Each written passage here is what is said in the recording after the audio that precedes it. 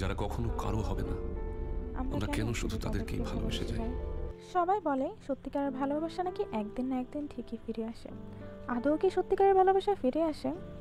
অনেকে move on করার জন্য বিয়ে করে নেয়, কিন্তু বিয়ের পরেও যদি সেই ভালোবাসাকে না ভুলতে পারে, সত্যিকারের ভালোবাসা কি আদৌ ভোলা যায়? এরকম কনসেপ্ট নিয়েই আজকের মুভিটি। এরকম ইউনিক মুভি ও সিরিজের কাহিনী জানতে আমার চ্যানেলটি সাবস্ক্রাইব করে রাখুন। তো দেরি না করে শুরু করা যাক আজকের মুভিটি। মুভির শুরুতে আমাদের অভিককে দেখানো হয়, যে কাউকে কল দিয়েছিল কিন্তু কোনোভাবেই রিচ করতে পারছিল না। এর মধ্যে একজন তাকে ডেকে নিয়ে যায়। এরপর আমরা দেখি সে একজন বড় গায়ক এবং তার সামনে অনেক অডিয়েন্স রয়েছিল। সে স্টেজে উঠে বলে, এখন আমার সামনে অনেক মানুষের ভিড়, কিন্তু এই ভিড়ের মধ্যেও আমি অন্য একটি সময়ে ফিরে যাই, যে সময় আমি ছিলাম একা, খুবই একা। তখন আমার কথা শোনার জন্য কেউ ছিল না। একাকিত্বেই হয়তো শেষ, একাকিত্বেই হয়তো শুরু। এই একাকিত্বেই আমি প্রথম তোমায় দেখেছিলাম, প্রথম তুমি এসেছিলে, তোমার চোখে চোখ রেখে প্রথম নিজের কথা শুনেছিলাম। আজ আমি আবার একা, এই একাকিত্বেই আমি আবার তোমাকে খুঁজে যাই। এরপরই তার শো শুরু হয়ে যায়। এরই মাঝে আমরা অবিকের ছোটবেলার দৃশ্যগুলো দেখতে পাই আর বুঝতে পারি অবিক ছোট থেকে একা ছিল, তাকে সবাই বুলি করত, সে একাই বড় হয়েছে। এরপর সিন 5 বছর পিছনে যায়। আমরা দেখি অবিক খাতায় কিছু একটা লিখছিল। এর মধ্যেই একজন গিয়ে বলে, অবিক স্টেজে গিয়ে গান গা। তখন অবিক বলে, হয়তো কেউ আমার গান শুনতে যাচ্ছে না। তখন সে বলে, আরে গান শুরু করলেই সবাই শুনবে, তুই যা। অভিক একটি ক্লাসিক গান শুরু করে, কেউই তাতে অনেক বেশি মনোযোগ দেয় না, আর অভিকের গান একদম পারফেক্টও হচ্ছিল না। তখন সেখানে আদিত্য আসে। আদিত্য ক্লাসিক গানের একজন নামকরা সিঙ্গার থাকে, তার পিছে পিছে অন্বেষা আসে। একটা সময় অভিক গান গেতে গেতে বেঁধে যায়। তখন আদিত্য তাকে অনেক অপমান করে যে সবার দ্বারা সবকিছু হয় না, এই জায়গাটি তোমার জন্য নয়। এই বলে সে সেখান থেকে তাকে সরিয়ে নিজে গান করা শুরু করে। সত্যি বলতে আদিত্যর গান অনেক বেশি সুন্দর ছিল এবং একদম পারফেক্ট ছিল, কিন্তু অন্বেষা অভিকের গানটাও মুগ্ধ হয়ে শুনছিল, আর সে বারবার শুধু অভিকের দিকেই তাকাচ্ছিল। অভিক সেখান থেকে চলে যাওয়ার পরদিন অন্বেষা অভিকের খোঁজে যায়। আসলে অভিক একটি বারে গান করত। এই বারটি আসলে অভিকের একমাত্র বন্ধুরই ছিল। অন্বেষা যখন বারে যায় তখন সেখানে অভিক ছিল না। অভিকের সেই বন্ধুটি অন্বেষাকে বলে অভিক এখন অনেকটা দূরেই আছে। অন্বেষা তখন অভিকের সেই বন্ধুকে নিয়ে অভিকের খোঁজে যায়। এরপর অন্বেষা দূর থেকে অভিককে দেখতে পায়, অভিক একা একা বসে ডায়েরিতে কিছু লিখছিল। অভিক যখন অন্বেষাকে আসতে দেখে তখন সে অন্যদিক হাঁটা শুরু করে, আর অন্বেষাও তার পিছু পিছু যেতে থাকে। আসলে অভিক অনেক বেশি ইন্ট্রোভার্ট ছিল, আর অন্বেষা তত বেশি এক্সট্রোভার্ট। অভিক যেমন চুপচাপ ছিল, অন্বেষা ততই বেশি কথা বলতো। এরপর অন্বেষা অভিকের কাছে মাপ চায়। সে বলে আদিত্য আগের দিন যেই ব্যবহার করেছে তার জন্য সে তাকে সরি বলতে এসেছে। আদিত্য আসলে ক্লাসিক মিউজিক নিয়ে অনেক বেশি সিরিয়াস। অভিক আসলে অচেনা মানুষের সাথে কথা বলতে একদমই কমফোর্টেবল না। অন্বেষা এরই মধ্যে অভিকের কলারটি ঠিক করে দেয়। এরপর অন্বেষা নিজের নাম বলে হাত বাড়িয়ে দেয়। তখন অভিক হ্যান্ডশেক করেই সেখান থেকে উঠে যেতে চায়। অন্বেষা তার হাতের ডায়েরিটি নিয়ে নেয় এবং তার পড়া কবিতাগুলো পড়তে থাকে। সে অভিকের অনেক প্রশংসা করে যে তোমার লেখা কবিতাগুলো তো অনেক সুন্দর, কিন্তু অভিকের কনফিডেন্স লেভেল অনেক লো ছিল। এরপর অন্বেষা সেখান থেকে চলে যায়, আর অভিকের বন্ধু অভিককে অন্বেষাকে নিয়ে টিটকারি মারতে থাকে। আসলে অভিক কোনো মেয়ের সাথে এভাবে কথা বলে না। আর সত্যি বলতে অভিকেরও প্রথম দেখায় অন্বেষাকে অনেক ভালো লেগে যায়। এরপর অভিক তার নিজের গান লিখতে শুরু করে। একদিন বারে অভিক গান গাচ্ছিল, তখন সেখানের একটি লোক অভিককে টিটকারি মেরে বলে, কি মরা গান গাচ্ছ, একটু নাচের গান গাও। এর মধ্যে অন্বেষা আসে। অন্বেষা আর অভিকের মেলামেশা বাড়তে থাকে। অন্বেষা প্রায় অভিকের গান শুনতে সেই বারে আসতো। এরপর অন্বেষা আর অভিক সেই পার্কে যায়। তখন অন্বেষা বলে, আমি এত মানুষের সাথে মিশেছি, কিন্তু আমি এটাই বুঝতে পারি না তুমি এমন কেন। তোমার মতো আমি আগে কাউকে দেখিনি, তুমি মানুষকে এত ভয় ভয় কেন? মানুষ থেকে সবসময় দূরে থেকে এইখানে এসে হাসিদের খাও, হাসিদের সাথে সময় কাটাও। তখন অভিক বলে, কারণ আমি অনেক বেশি সাধারণ। এই বলে অভিক সেখান থেকে উঠে যায়। তখন অভিকের বন্ধু এসে অন্বেষাকে বলে, ছোটবেলা থেকেই অভিক কারোর সাথে কথা বলতো না, কারণ তার সাথে কথা বলার মতো কেউই ছিল না। একা থাকতে থাকতে এখন সে এরকম হয়ে গেছে, কাউকে ভরসা করতে পারে না, সব কিছুতেই ভয় পায়। তখন অন্বেষা অভিকের কাছে যায়, আর অভিক অন্বেষাকে কিভাবে হাসতে খাওয়াতে হয় সেরকম দেখায়। অভিক বলে, হাসিরা মানুষের থেকে বেশি বিশ্বস্ত। এরা খুবই সহজ সরল, মানুষের মতো এত জটিল নয়। তখন অন্বেষা অভিককে গান গাইতে বলে, কিন্তু অভিক আসলে কারোর সামনে গান গাইতে লজ্জা পেত। সে মানুষকে দেখে খুবই বিব্রত হয়ে যেত। তখন অন্বেষা নিজের স্কার্ফটি অভিকের চোখে বেঁধে দেয় এবং বলে গান গাইতে। যখন অভিকের চোখ বন্ধ ছিল তখন সে অনেক সুন্দর গান গায়। এরপর অন্বেষা, অভিক ও তার বন্ধু একটি পারফরমেন্সে আসে। তখন সেখানে একটি ব্যানার দেখে অভিক বলে পণ্ডিতজি এখানে গেছে। সে আসলে এই লোকটির অনেক বড় ফ্যান থাকে। তখন অন্বেষা নিজের ছোট ছবিটি দেখিয়ে বলে আদিত্য গান গাইবে, আমি তো সেখানে যাচ্ছি। তখন তার বন্ধু এসে বলে এই যে পণ্ডিতজি এর অনেক বড় ভক্ত অভিক। তখন এখানে দেখানো হয় অন্বেষা অভিককে নিয়ে একজনের কাছে যাচ্ছে। সে আসলে সেই গুরুজির কাছেই আসে। এ আসলে অন্বেষারই বাবা। অভিক এখানে অনেকটা শকড হয়ে যায় যে অন্বেষা এত বড় গায়কের মেয়ে, সে এখন পর্যন্ত জানতেই পারল না তার যে আইডল সেই লোক তারই মেয়ে। অন্বেষা এখানে অভিকের সাথে গুরুজির পরিচয় করিয়ে দেয়। অভিক গুরুজিকে প্রণাম করে এবং তাকে বলে যে সে তার কত বড় ফ্যান। গুরুজি তখন অভিককে একটি গান গাইতে বলে। এরপর অভিক সেখানে গান গায়। গুরুজি অভিকের প্রশংসা করে। তখন অভিক বলে সে আসলে গানের অনেক কিছুই বোঝে না, সে নিজের মতো করে গান গায়। তখন গুরুজি বলে সব কিছু কি আর ক্লাসে শিখে হয়। সে অভিককে দোয়া করে সেখান থেকে চলে যায়। এর মধ্যে আদিত্য সেখানে ঢোকে। আদিত্য এবং অন্বেষাকে একসাথে দেখে অভিকের খারাপ লাগে এবং সে সেখান থেকে চলে যায়। এরপর অভিক টিকিট কাটতে যায়। তখন অভিকের ফ্ল্যাশব্যাকে দেখানো হয় অভিক সবসময় এত গরিব ছিল যে সে কখনো টিকিট কেটে সরাসরি পারফরমেন্স দেখতে পারেনি। আজ প্রথম সে টাকা দিয়ে টিকিট কিনে ভিতরে ঢুকেছে। যখন আদিত্যর পারফরমেন্স শুরু হয় তখন আদিত্য ও অন্বেষা একে অপরের দিক তাকানো দেখে অভিকের অনেক লো ফিল হয়। সে ভাবে অন্বেষার জন্য আদিত্যই ঠিক আছে, তার মতো গরিব ছেলে অন্বেষাকে ডিজার্ভ করে না। সে এটা ভেবেই সেখান থেকে বের হয়ে আসে এবং তাকে বের হয়ে আসতে দেখে অন্বেষাও পিস পিস আসে। অভিক সেখান থেকে নিজের বারে এসে গান গায় আর সে অনেক সুন্দর গান গায়। তখন প্রথম সিনে যে ছেলেটিকে দেখানো হচ্ছিল সে একটা লোককে বলছিল দেখছেন কি সুন্দরভাবে গান গায়। তখন সেই লোকটি বলছিল তোমরা তো এগুলাই করো, রাস্তা থেকে একটি ছেলে ধরে নিয়ে আসো, কম টাকায় মুম্বাইতে লঞ্চ করে দাও আর সেগুলো ফেমাস হয়ে যায়। এরই মধ্যে অন্বেষা সেখানে আসে। অন্বেষা এসে অভিককে অনেক বেশি কথা বলতে থাকে। আসলে অন্বেষা চায় অভিক সবার সামনে আসুক, সে ভালো পারফরমেন্স করুক, সে ভালো গান শিখুক এবং গেয়ে লাইফে অনেক আগে যাক। কিন্তু অভিক সব কিছুতে ভয় পেত এবং সে অনেক লো ফিল করত। অন্বেষা চাইতো তার সেলফ কনফিডেন্সটা বাড়াতে। তখন অন্বেষা তখন অভিককে বলে কাল থেকে তুমি আমার সাথে এক জায়গায় যাবে, আমি দেবের সাথে এই নিয়ে কথা বলে নেব। এমনিতেই এই বারে কেউ তোমার গান শুনতে আসে না, সবাই আসে নেশা করতে। তখন অভিক অন্বেষাকে বলে একদিন এই আমার গানই সবার নেশা হয়ে দাঁড়াবে। এটা শুনে অন্বেষা অভিকের গালে একটি কিস করে আর অভিক অন্বেষাকে জড়িয়ে ধরে। এরপরে অন্বেষা তার পরদিন তার বাবার কাছে নিয়ে যায় অভিককে গান শেখানোর জন্য। এই দেখে আদিত্য রাগ হয়ে বের হয়ে যায়। অভিক রেগুলারলি তার গুরুজির কাছে গান শিখতে আসতো আর আদিত্য বিভিন্ন ছলে ছলে অভিককে শুধু অপমান করতে থাকতো। যেহেতু আদিত্য অনেক ভালো গান করতো আর অভিককে অত বেশি এক্সপার্ট ছিল না, তাই বিভিন্নভাবে অভিককে নিচু দেখানোর চেষ্টা করতো। এরপর অন্বেষার জন্মদিনের দিন আসে। তখন আদিত্য কেক এবং অনেক গিফট নিয়ে আসে। সেখানে থাকা সবাই দামি দামি গিফট দেয় অন্বেষাকে। তারা যখন কেক কাটছিল তখন পিছন থেকে অভিক অনেক লো ফিল করছিল। তার কাছে অন্বেষাকে দামি গিফট দেওয়ার মতো টাকা ছিল না। সে সেখান থেকে বেরিয়ে আসে এবং তার পকেট থেকে একটি কাগজ বের করে। সেখানে সে অন্বেষার জন্য একটি কবিতা লিখেছিল এবং এটাই ছিল অন্বেষার জন্য তার দেওয়া জন্মদিনের উপহার। কিন্তু সবার সামনে এত বেশি লজ্জা লাগছিল তাই সে সেখান থেকে চলে আসে আর কষ্ট পায়।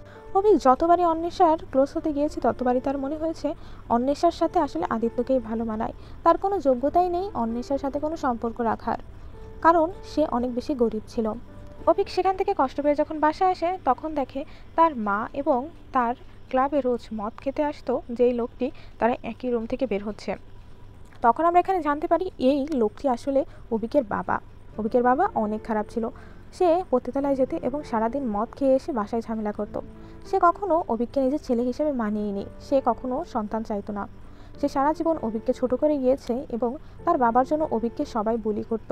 অভিক সারা জীবন এই কষ্টটাই পেয়ে গিয়েছে যে তার বাবা কখনো তাকে আপন করে নেয়নি।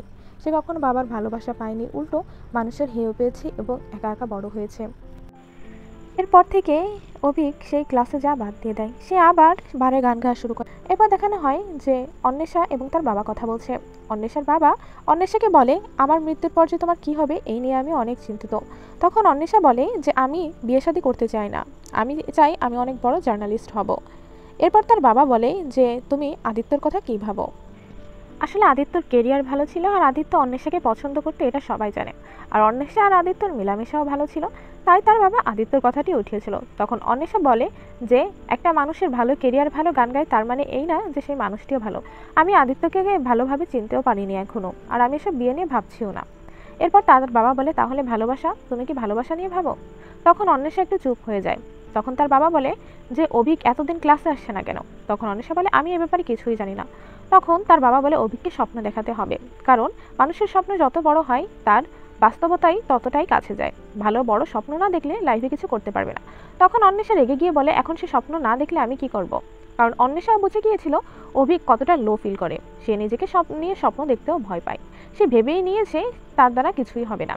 তখন তার বাবা বলে, তাহলে যে স্বপ্ন দেখতে চায় না তাকে নিয়ে তুমিও স্বপ্ন দেখো না। অর্থাৎ তার বাবা এখানে বোঝাতে চেয়েছে, যেহেতু অভিক নিজের কেরিয়ার নিয়ে সিরিয়াস না, তাই তুমিও অভিকের কথা ভেবো না।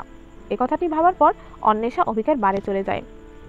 অন্বেষা সেখানে গিয়ে ডিরেক্ট অভিকে বলে যে আমি জানি তোমার আমার মধ্যে বন্ধুত্ব, এর বেশি কিছু নাই। হয়তো আমি বেশি ভেবে ফেলেছি, কিন্তু অভিক আমি আসলে তোমাকে ভালোবেসে ফেলেছি। এই কথাটি শুনে অভিক একটু চমকে যায়। তখন অন্বেষা তার সাথে কথা বলতে যায় এবং হাত ধরে, কিন্তু অভিক সেই হাতটি ছাড়িয়ে সেখান থেকে তাকে চলে যেতে বলে। যখন অন্বেষা সিঁড়ি দিয়ে নামছিল তখন অভিক তার পিছ পিছ আসে এবং অন্বেষাকে কিস করে এবং জড়িয়ে ধরে। এরপর অন্বেষা সেখান থেকে চলে আসে। অন্বেষা বাসায় এসে অনেক বেশি খুশি ছিল। আসলে সে অভিককে অনেক বেশি ভালোবাসতো। কিন্তু অভিক এদিকে অনেক কিছু ভাবে যে তার কেরিয়ারের কোনো ঠিক নাই, সে একটা গরিব ছেলে, তার সাথে অন্বেষার কোনো কিছু সম্ভব নাই। অন্বেষা আদিত্যকেই ডিজার্ভ করে, আদিত্য অনেক রিচ। এসব ভেবে সে অন্বেষাকে কল দেয়।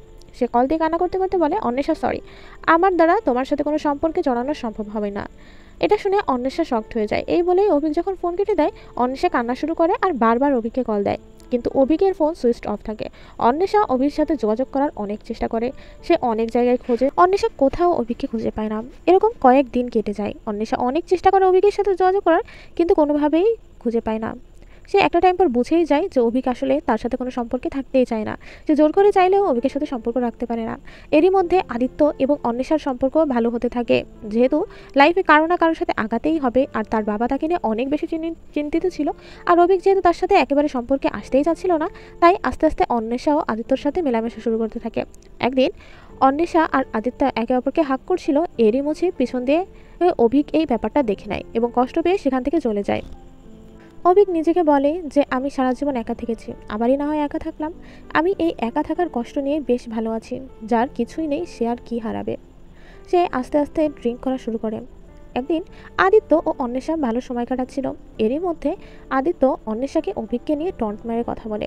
তখন বলে যে কই সেই তোমার সেই অভিক, এখন তো ক্লাসেও আসে না, শেখার ইচ্ছে টিচ্ছে সব চলে গেছে নাকি?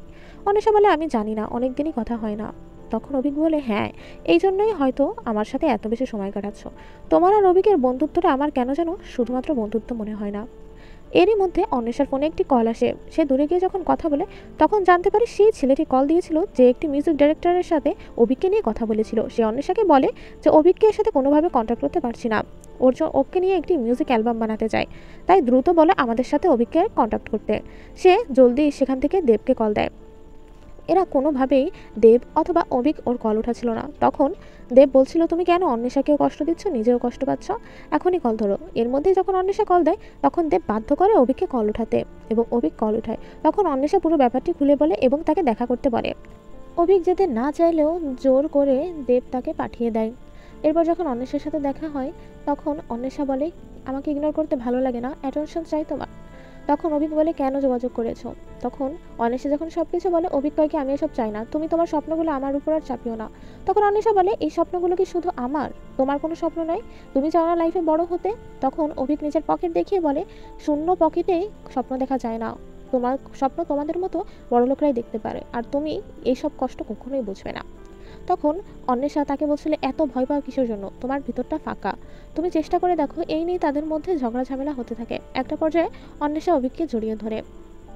তখন অন্বেষার হাতে একটি জ্যাকেট দেখে অভিক বলে, এটা কি? আসলে যাতে তাদের সাথে কথা বলতে অভিক একটি ভালো জ্যাকেট পরে যায়, এজন্যই অন্বেষা জ্যাকেটটি এনেছিল। অভিক যখন জ্যাকেটটি গায়ে দেয় তখন দেখে কি এটা তার সাইজের না। তখন অভিককে বলে, তুমি আমার মাপটাও ঠিক মতো জানো না, মাপটা ভুল। তখন অন্বেষা বলে, সমস্যা নেই, অল্টার করে আনা যাবে। তখন অভিক বলে, তুমি এই জ্যাকেটটা তো অল্টার করতে পারবে, কিন্তু মানুষ কীভাবে অল্টার করবে? তুমি আদিত্যর সাথেই ভালো আছো, আমি দেখেছি। আমাকে কি তাহলে তুমি ইউজ করতো নিজের শখের জন্য? তুমি আদিত্যর সাথেই থাকো, ওর সাথেই ভালো থাকবে, ওর সাথেই তোমাকে মানায়, আমার সাথে না। এই নিয়ে ও আরও অনেক বাজে বাজে কথা বলে আদিত্যকে নিয়ে টন্ট মারে অন্বেষাকে। অন্বেষা হিসাবে অনেক কষ্ট পায়। আসলে অন্বেষা তো অভিককে অনেক বেশি ভালোবেসেছিল, কিন্তু অভিকই বারবার অন্বেষাকে ছেড়ে চলে যাচ্ছিল। অন্বেষা চেয়েছিল অভিকের লাইফটা সেট করে দিতে, কিন্তু অভিকের ভয়ের কারণে কোনো কিছু সম্ভব হচ্ছিল না। অন্বেষা এসব কথায় অনেক কষ্ট পেয়ে সেখান থেকে চলে যায়, আর যাওয়ার আগে বলে, আমাদের ভালোবাসার মধ্যে তোমার ভয়টাই জিতে গেল অভিক, এই বলে সে চলে যায়। এরপর অভিক তার সাথে অনেকবার কন্ট্যাক্ট করার চেষ্টা করে, কিন্তু অন্বেষা আর কখনোই তার সাথে আর কোনো যোগাযোগ রাখেনি। এরপর সিন প্রেজেন্টে, অর্থাৎ 5 বছর পরে আসে। অভিকের পারফরমেন্স শেষ হয়ে সে যখন নিচে আসে তখন তার সাথে একটি মেয়ের দেখা হয়। এই মেয়েটি তাদের ব্যান্ডে নতুন জয়েন করেছে। দেব বারবার চেষ্টা করছিল এই মেয়েটির সাথে অভিকের যাতে ভালোভাবে কথা বলিয়ে দিতে পারে। অভিক ভালো ব্যবহার করলেও মেয়েটির উপর আহামরি ইন্টারেস্ট দেখায় না। এরপর অভিক যখন সামনে আগায় সাংবাদিকরা তাকে ঘিরে ফেলে, কিন্তু সে সাংবাদিকদের সাথে বেশি একটা কথা না বলে সেখান থেকে চলে যায়। এরপর আমাদের দেখানো হয় আদিত্য এবং অন্বেষাকে। তাদের দুজনের বিয়ে হয়ে গেছে। অন্বেষা এখন একটি জার্নালিস্ট, কিন্তু ভালো কোনো জার্নালিস্ট না, সে একটি ছোট পদেই চাকরি করছে। তখন তার বস এসে বলে, তুমি যে শোটা করছিলে ওটা টিআরপি দিন দিন কমে যাচ্ছিল, তোমাকে এখন অভিক সান্যালের ইন্টারভিউ নিতে হবে। যদি এটা পারো তাহলে তোমার চাকরি থাকবে, নাহলে না। একে অভিকের সাথে তার আগে একটি সম্পর্ক ছিল, অন্যদিকে অভিক কাউকেই ইন্টারভিউ দিতে রাজি হয় না। তখন অন্বেষা বলে, আমি কিভাবে অভিকের ইন্টারভিউ নিব, সে তো কোনোভাবে রাজিই হয় না। তখন তার বস বলে, সেটা তোমার ব্যাপার, কিভাবে নেবে, কিন্তু যদি তুমি না নিতে পারো তাহলে তোমার আর চাকরি থাকবে না। এরপর দেখানো হয় আদিত্য অভিককে নিয়ে অনেক বেশি জেলাস থাকে। সে অভিককে কোনোভাবেই সহ্য করতে পারতো না। এদিকে অভিকও ফেমাস হয়ে গেছিল। অভিক আর তার বন্ধু বসেছিল, তখন তার বন্ধু দেব তাকে বলে যে, তুমি আর কতদিন অন্বেষার জন্য অপেক্ষা করবে, তোমার কি মনে হয় এখনো শেষে স্কুটি নিয়ে ফিরবে? অর্থাৎ অভিক অন্বেষার বিয়ের 5 বছর পরও অন্বেষার জন্য অপেক্ষা করে, সেভাবে অন্বেষা হয়তো তার লাইফে ফিরবে।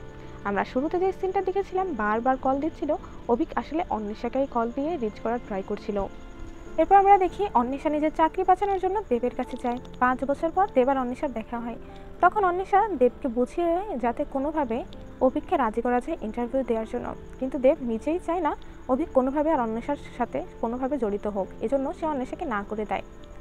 এরপর অভিক এবং সেই মেয়েটিকে দেখানো হয়। অভিকের কনসার্টে সেই মেয়ে যখন একসাথে কাজ করছিল তখন দেব বারবার চেষ্টা করছিল তাদের মধ্যে যাতে কোনো সম্পর্ক গড়িয়ে দেওয়া যায়, আর অভিকা কিছুটা চেষ্টা করছিল তার সাথে কথা বলার। সেও মুভ অন করতে যাচ্ছিল, কিন্তু কোনোভাবেই সে অন্বেষাকে ভুলতে পারছিল না। হয়তো সত্যিকারের ভালোবাসা ভোলাই যায় না। এরপর আমরা দেখি যে অন্বেষা তার বাসায় ছিল, তখন তার হাজব্যান্ড আদিত্য একটি মেয়েকে বকা দিচ্ছিল। আসলে সে আদিত্যর কাছে গান শিখতে এসেছিল, কিন্তু সে সেখানে অভিকের গান গাচ্ছিল, তাই আদিত্য অনেক রেগে গিয়েছিল। আর এখানে কিছু কথা বলে রাখি, অভিক এবং ক্লাসিক মিউজিক যারা গাইতো তাদের মধ্যে একটি দ্বন্দ্ব চলছিল। যেহেতু অভিক অনেক বেশি সুন্দর করে গান গাইতো না, তাই যারা ক্লাসিক মিউজিক গাইতো তারা অভিককে পছন্দ করতো না এবং তার বিরুদ্ধে নানা রকম কথা বলতো। এটা বলতে গেলে 2 রকম পক্ষ হয়ে গিয়েছিল। এরপর অভিক একটি লোকের সাথে কথা বলছিল যে অনেক বড় মিউজিক ডাইরেক্টর। তখন অভিক বলছিল, আমি হয়তো পারবো না। তখন সেই মিউজিক ডাইরেক্টর বলে, এখন মানুষ পারফেকশন চায় না, সবাই চায় ইমপারফেকশন, সবাই কাহিনী খুঁজতে চায়, সবাই তোমার সাথে রিলেট করতে পারে, তোমার কষ্টের সাথে রিলেট করতে পারে, এজন্যই তোমার গান এত হিট হয়, তুমি ভয় পেও না। এরপর অভিক তার মিউজিক রেকর্ড করতে যায়। সে জানতে পারে সেখানে আদিত্য এসেছে তার মিউজিক রেকর্ড করতে। তখন অভিকের ফোনে একটি কল আসে।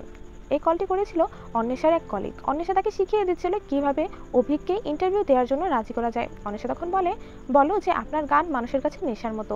এই কথাটি যখন অভিক শোনে তখন অভিক রাজি হয়ে যায়। যখন আদিত্য তার গান রেকর্ড করছিল তখন অভিক পিছন দিয়ে দেখছিল, হয়তো আফসোসও করছিল, কারণ এই লোকটি এখন অন্বেষার বর। এরপর সেখান থেকে এসে অভিক দেবকে বলে, এখন থেকে আমিও মুভ অন করার ট্রাই করব। সে সেই মেয়েটির সাথে অনেক ক্লোজ হয়। যখন তারা ফিজিক্যাল হতে যাবে তখনই আদিত্য সরে আসে। সে কোনোভাবেই অন্বেষার থেকে মুভ অন করতে পারছিল না, কোনোভাবেই অন্য মেয়ের সাথে ইনভলভ হতে পারছিল না। অন্বেষার বিয়ে হয়ে যাওয়ার পরও অভিক এখনও অন্বেষার জন্য অপেক্ষা করছিল।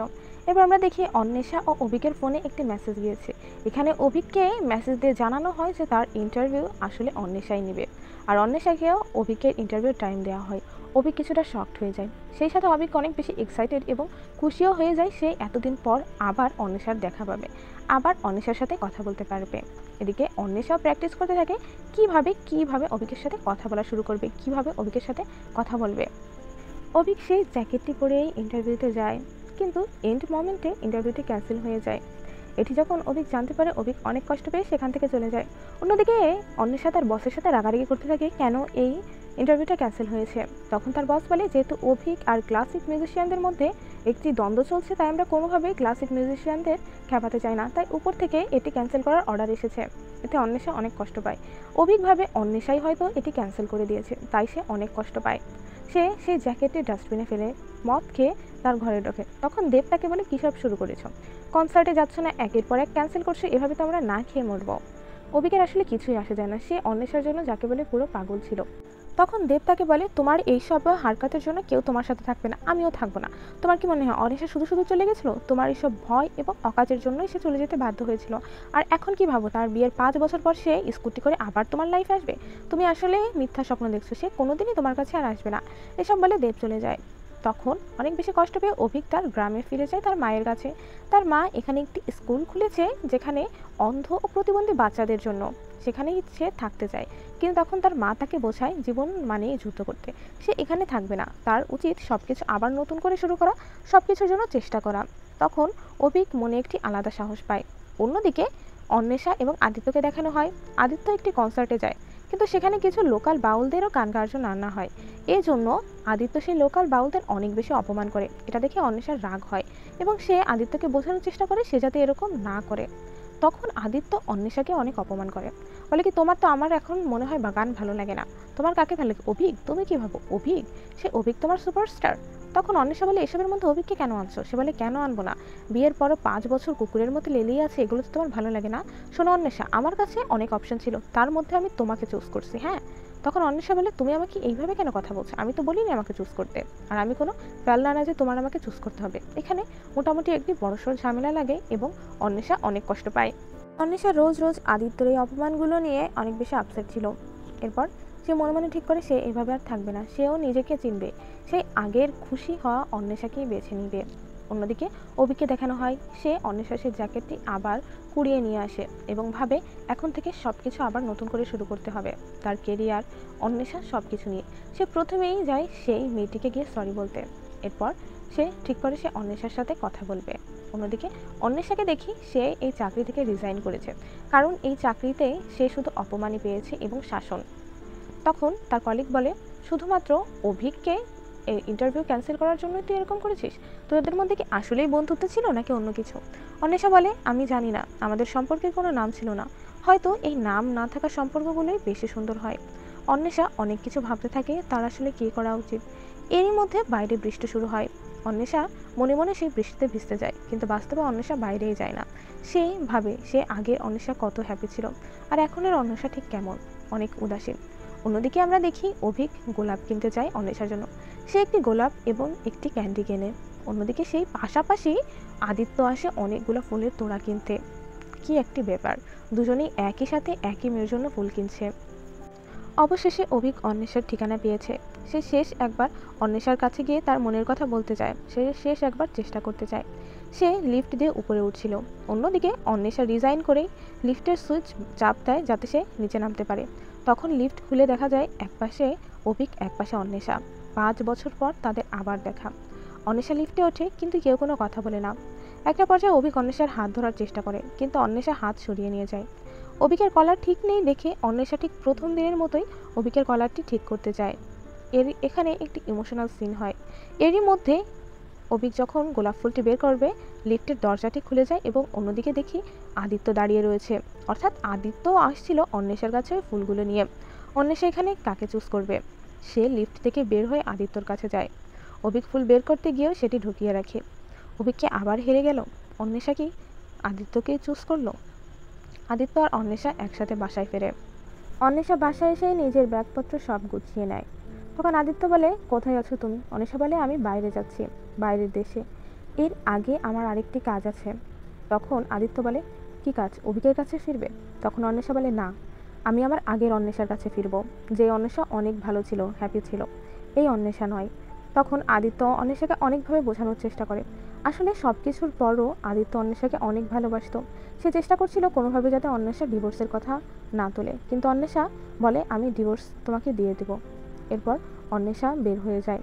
আমরা দেখি অভিক তার পারফরমেন্স করছিল। পারফরমেন্স শেষে সে চোখ খুলে কল্পনা করে যে সেখানে অন্বেষা, কিন্তু বাস্তবে ছিল না।